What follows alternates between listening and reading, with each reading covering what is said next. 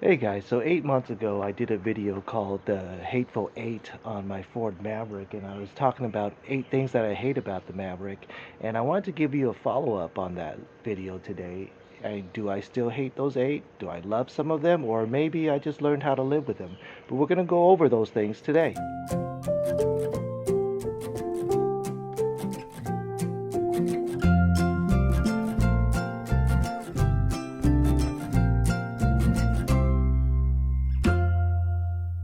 All right, first of all, I want to start off by saying I don't hate my Maverick. I actually like it very much.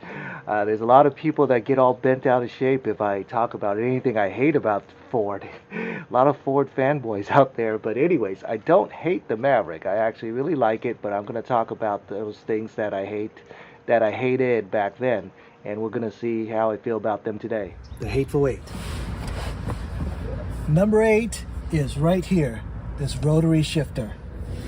Now you might be a fan of the shifter knob, but I am not. So first on the list was this rotary shifter, and I listed this as number 8 on my hated list. And how do I feel about it today?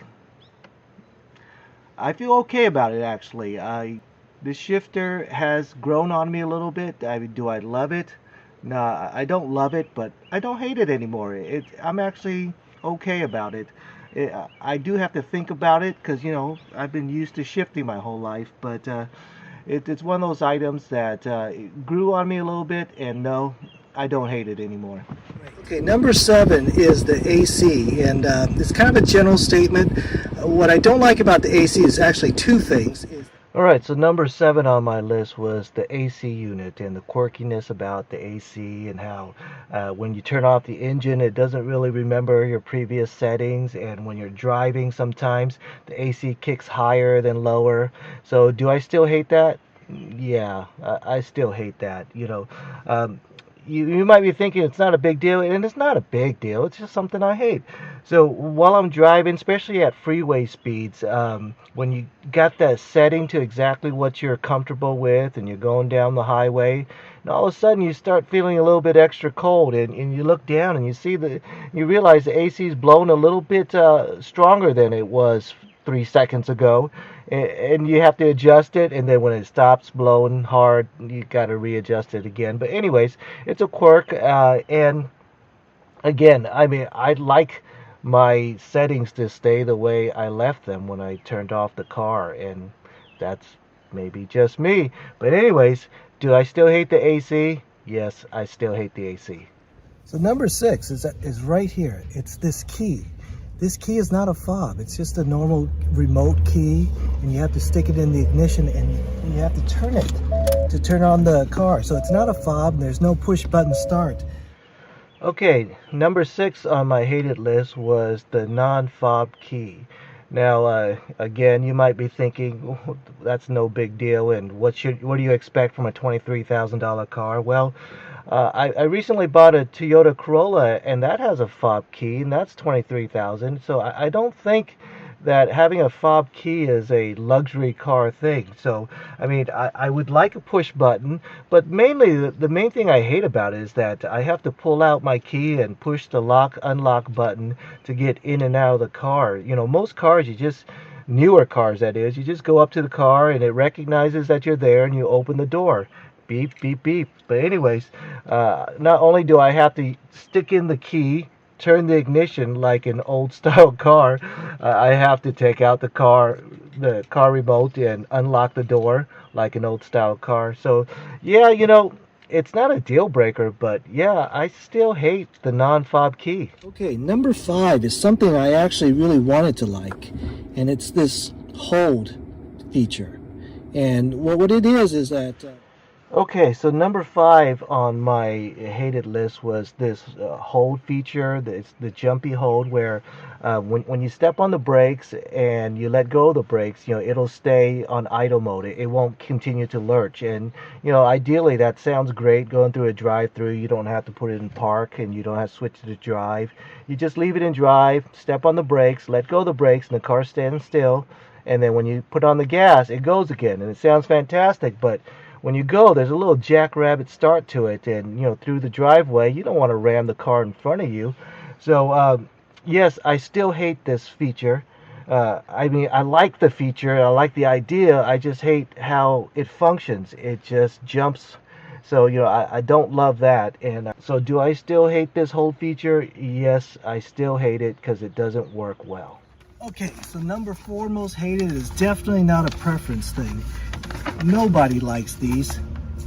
They're recalls, safety recalls. Now, I've only... So next up on the list is number 4, the recalls. And do I still hate recalls? Yeah, who the heck likes recalls? There's a lot of fanboys out there, Ford fanboys out there that want to make excuses for all the recalls, but I don't like recalls in any manufacturer, whether it's Ford or Toyota or anything like that. Nobody likes that. But recently I got the airbag recall done, and they did give me this really cool thermal flask, Ford thermal flask, and it's a Maverick. And you know, do I like the recalls now that they gave me this cool new thermal flask? Nah, it's not enough, but I am happy about this. So, with the recalls, yeah, of course, I still hate that.